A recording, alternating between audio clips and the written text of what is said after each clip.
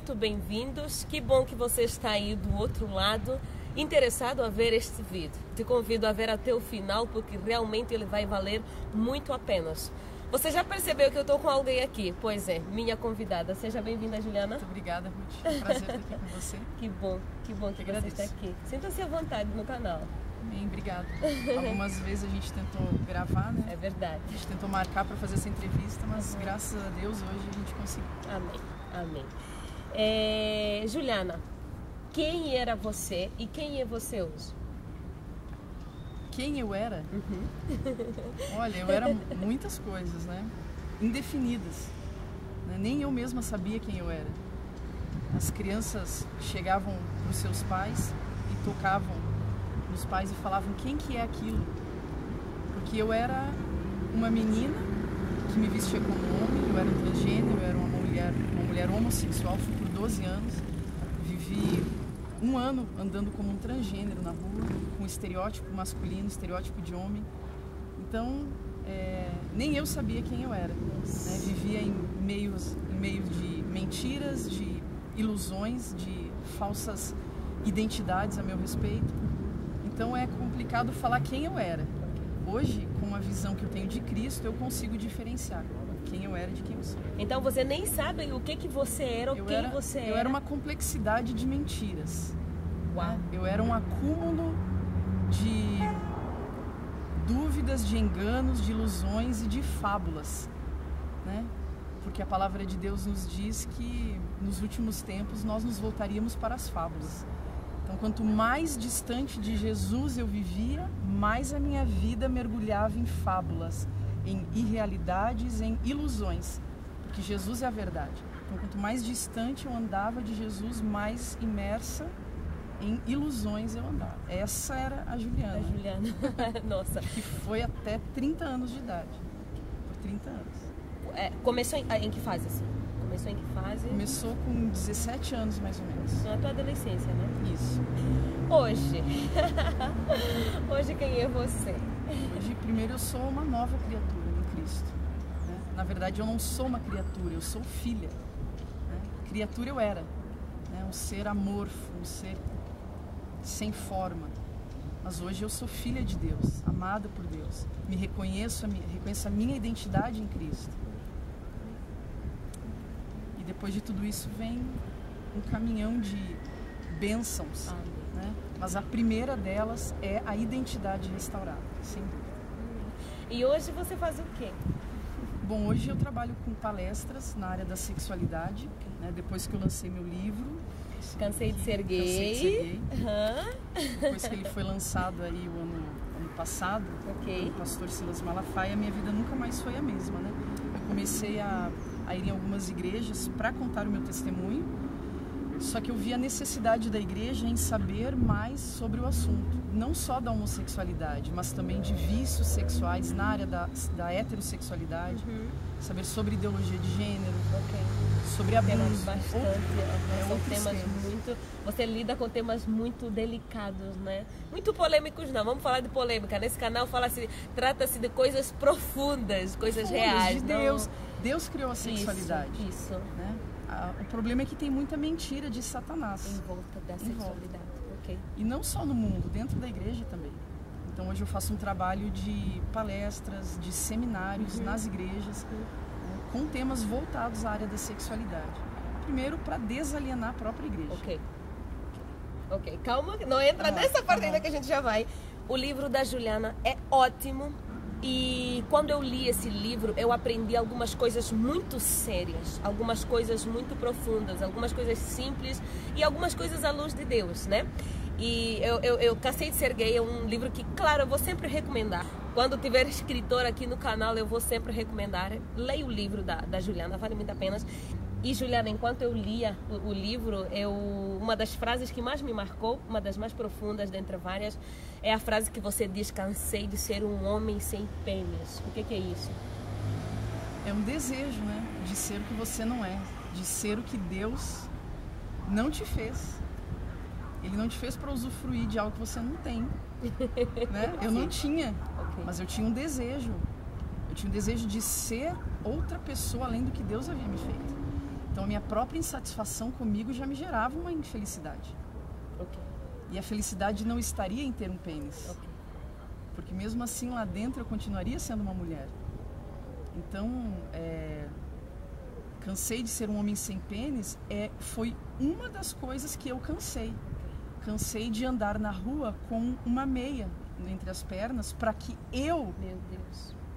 para que eu, né, e a sociedade me visse como um homem, que eu nunca seria. Aí você pode dizer, mas se você fizesse a mudança de redesignação de gênero, né? Mesmo assim, eu e mais ninguém saberíamos, mesmo tendo barba, mesmo tomando hormônios, eu e mais ninguém saberíamos que Deus me fez uma mulher. Aí quando você toca nessa parte, ela lida um pouco com a questão da ideologia de gênero, né, Juliana? Porque a ideologia de gênero, ela lida diretamente com essa questão de como você se vê, como você se compreende, como você se define, e aí muitas vezes começa aquela luta de começar a enfiar a goela abaixo, como você quer que os outros sejam obrigados ou te vejam também. E é uma luta constante e muito cansativa, né? Ao invés de simplesmente parar e olhar para aquilo que Deus te criou para ser. Mas esse é o cerne de todo o problema da ideologia de gênero. Como você quer se ver. Okay. Não interessa como você quer se ver. Como Deus te fez. Okay. Mas porque como a sociedade tirou Deus do centro e colocou você, o homem. Como eu quero ser reconhecido. Qual é a minha identidade. O que eu quero. Não é o que eu quero. Não existe, nem no paraíso, nem no Éden existia. Criador de tudo isso. Exatamente, existia total liberdade. Sem Deus não existe a liberdade. No campo da biologia não existe essa liberdade. Deus definiu o que Ele quer para você. Mas o homem nunca quis submeter a Deus, nem no Éden. O homem mesmo tendo os seus limites, no Éden ele já falou, não, eu quero me virar sozinho, eu quero comer dessa fruta, eu quero ser independente, eu não quero obedecer. Sempre foi assim. E nós só replicamos o comportamento. Tiramos Deus do centro e nos colocamos lá. E muitas vezes nos autodestruímos. Né? Autodestruímos. Tudo aquilo que nós quisermos ser fora do propósito de Deus, não haverá felicidade. É muita dor. A ideologia de gênero vende justamente esse produto falso. Seja o que você quiser. E no final você compra o quê? O que te é entregue? Frustração, mutilação, tristeza, uma vida inteira construindo. Eu sei porque eu passei 12 anos construindo ser um homem. Que eu nunca seria e nunca fui, nunca me tornei. Mas eu comprei por 12 anos a ideia de que eu poderia ser um homem. E nunca me foi entregue. E nunca será.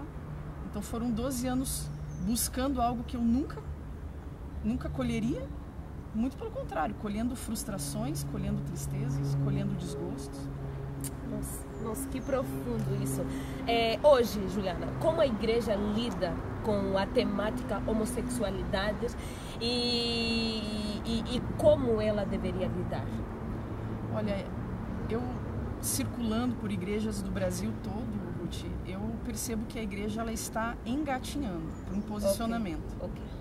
Porque a igreja, por muitos anos, isso é histórico, a igreja ela é reativa a respeito dos temas. Ela não é proativa. Não.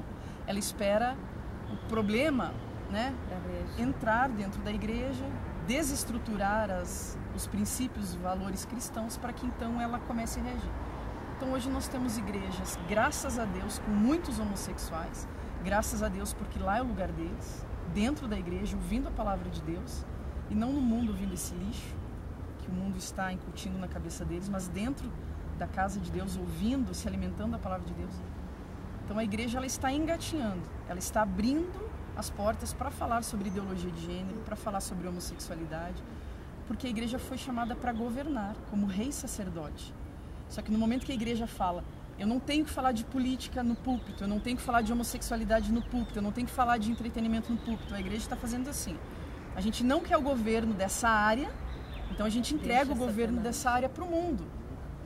Você entendeu? Sim. Então, do púlpito deve sair o ensinamento sobre a política, então assim, a igreja está engatinhando. Graças a Deus ela tem aberto as portas para ouvir, mas ainda é confrontador. É confrontador para a igreja se desvencilhar de paradigmas, de sofismas, de religiosidade e entender que o comportamento não é o que define o ser humano, não é a genitália do ser humano que define ele e nem o que ele faz com a genitália dele. mas que a igreja está ali para incluir, para amar, para receber. E quem sabe um dia, se o Espírito Santo de Deus o convencer, ele então mudará. Tem uma frase que você usa que eu acho incrível. Não estamos autorizados a desistir de ninguém. É verdade. Isso é muito forte. O Senhor Jesus nunca desistiu de ninguém. A samaritana do poço era uma viciada sexual. 5 maridos, e estava lá e pegava Jesus, se Jesus desse mole para ela. Viciada, doida. E Jesus falou assim, eu sei o que é a tua sede. A tua sede não está no homem. É tão bom te ouvir, eu fico aqui, fico esperando só te ouvir para não fazer mais perguntas. Agora já sabemos quem era a Juliana Ferron ontem, quem é a Juliana Ferron hoje em Cristo, com uma nova identidade restaurada, e que é canal de Deus agora para promoção do reino, tratando coisas tão delicadas, situações tão delicadas, e o Espírito Santo, creio que é o teu maior parceiro, né? Sim, Juliana? Com certeza. Porque se eu trouxer essa responsabilidade de ajudar as pessoas para mim, eu sou falha, eu não tenho as respostas, eu não tenho as minhas respostas, mas o Senhor tem, porque também foi Ele que me deu, não foi o homem, foi o Senhor. Então hoje, na verdade, na igreja que eu atuo, eu procuro trabalhar com aconselhamento, né? Pessoas que entendem em Deus que querem mudar, que querem viver de acordo com o que Deus tem para elas.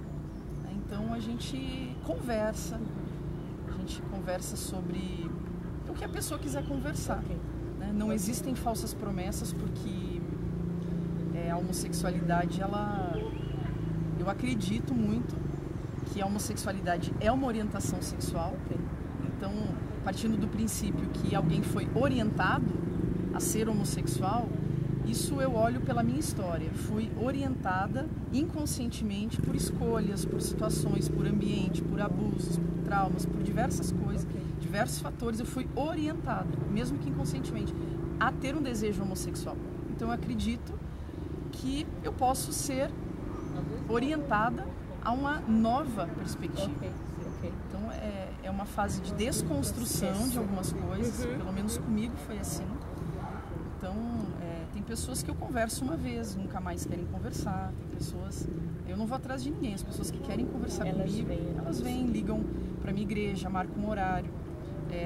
Não converso só com pessoas que querem abandonar a homossexualidade, mas também pessoas que estão na heterossexualidade, com outras disfunções, que sinceramente é o maior problema da igreja. Sim. E falando em conversar, falando em ir ao encontro e pessoas vindo até você, você sendo hoje cristã, convertida, você tem amigas lésbicas? Olha, eu não tenho tanta proximidade mais com o público LGBT. Né? Primeiro porque eles não querem. Porque uma vez que você não faz mais parte de uma causa, você não serve mais para ser amigo. Eu digo isso porque eu ouvi isso.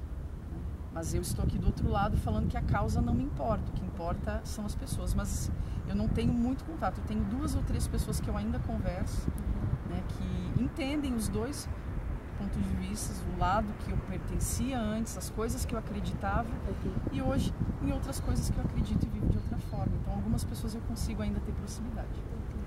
Juliana, a definição de homofóbica, pessoa homofóbico, ela tem várias, dependendo do interesse, cada um define de um jeito. O que é ser homofóbico? Dependendo do interesse, não existe uma resposta exata. Eu vejo que existem pessoas se absorvendo esses rótulos para se vitimizar. Eu não estou dizendo que não existe homofobia, que não existe crime de ódio, que não existe preconceito, mas existe muito preconceito dentro da própria comunidade LGBT, também com os próprios LGBTs. Então, nós falamos muito de homofobia, muito de morte de homossexuais, existe também no Brasil, mas também existem mais de 120 mil cristãos mortos por ano, também por crime de ódio, também por diferenças. Mas o que eu vejo, e essa pergunta já me foi feita uma vez, se eu sofria preconceito, se eu sofria ódio, discriminação, e eu entendi que eu nunca me coloquei num lugar de vítima. Então a homofobia para mim não servia. Eu não quis me escorar na homofobia. Poderia? Sim. Sofria? Sim. Mas quanto que eu dei de importância para isso? Ou eu estava tão bem resolvida na vida que eu queria viver, que sinceramente um olhar atravessado de um e outro, hoje eu não sou mais homossexual, as pessoas continuam me olhando atravessado.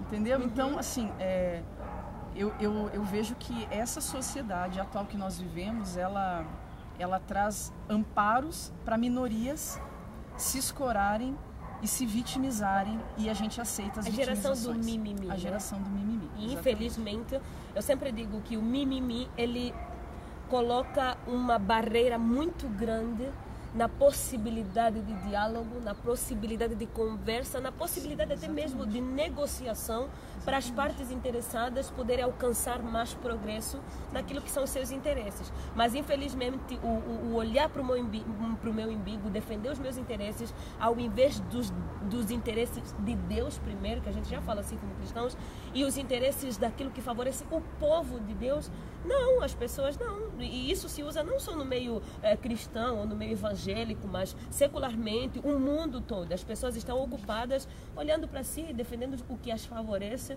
e não olhando para o próximo. Exatamente. Nós temos aí, né? Viva a diversidade, né? Mas e quem não quer? Tá na moda isso. E quem quer ser parece careta? Isso. E quem não quer ter tatuagem? Isso. E quem não quer fumar? E quem não quer beber? E quem não quer se prostituir? Quem não quer usar drogas? Então, assim, tem um público, sim, cristão, que não quer se contaminar. Amém. E tem que bater no peito e falar, eu não quero. Amém.